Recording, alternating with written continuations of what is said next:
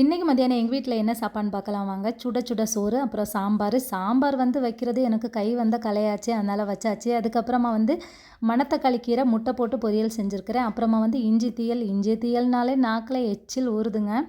வாங்க இஞ்சி தீயல் சிம்பிளாக எப்படி செய்கிறதுன்னு பார்க்கலாம். இஞ்சி தேங்காய் ரெண்டையுமே சம அளவில் குட்டி குட்டியாக கட் பண்ணி எடுத்துக்கோங்க. இதுக்கு வந்து கண்டிப்பாக நல்லெண்ணெயில் தான் தாளிக்கணும். ஏன்னா எண்ணெய் கொஞ்சம் ஜாஸ்தியாக ஊற்றுவோம் இல்லையா, அதனால் இதை ரெண்டையுமே வந்து எண்ணெயில் கொட்டி சிம்மிலே வச்சு பொன்னிறமாக இந்த மாதிரி பொரித்து எடுத்துக்கலாம். எடுத்துகிட்டு கடைசியாக கொஞ்சமாக கருவேப்பிலை போட்டுக்கலாம். கருவேப்பிலை வந்து ஆப்ஷனல் தான், மற்றவங்க போட மாட்டாங்க, நான் போடுறேன். இதை மிக்ஸி ஜாரில் ஆறுனதுக்கப்புறம் மாற்றிட்டு கொஞ்சமாக மஞ்சத்தூள் கொஞ்சம் மிளகாத்தூள் போட்டு நல்லா அரைச்சி எடுத்துக்கலாம். நம்ம ஏற்கனவே வறுத்த எண்ணெய் இருந்தில்ல, அதிலே வந்து கடுகு கருவேப்பிலை போட்டு தாளிச்சிட்டு அரைச்ச பேஸ்ட்டையும் ஊற்றி அந்த ஜாரை கழுவி தண்ணியும் ஊற்றிட்டு கொஞ்சமாக உப்பு, இதுக்கு தேவையான அளவு உப்பு போட்டு கொஞ்சமாக புளி தண்ணி ஊற்றிக்கலாம். ஊற்றிட்டு சிம்மிலே வச்சு கொதிக்க வைக்கலாம். கொதிக்க வச்சா இந்த மாதிரி எண்ணெய் பிரிஞ்சு வரும் பாருங்கள். இந்த டைமில் நீங்கள் வேணுன்னா கொஞ்சம் நாட்டு சர்க்கரை போட்டுக்கலாம். எனக்கு பிடிக்காத அதனால நான் போட மாட்டேன். ஆனால் நம்ம செஞ்சு முடிச்சதுக்கப்புறம் நம்ம கிச்சன் இப்படி தான் இருக்கும்.